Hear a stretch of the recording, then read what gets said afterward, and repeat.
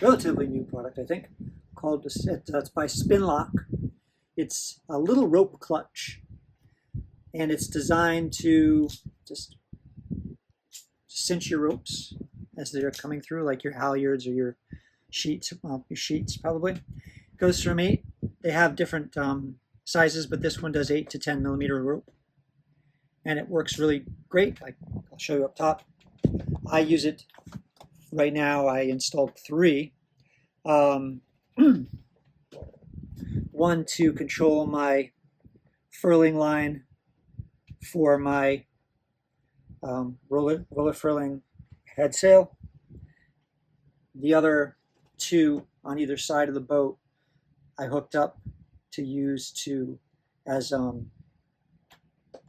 jibe preventers. Grab the links below and remember to hit that subscribe button.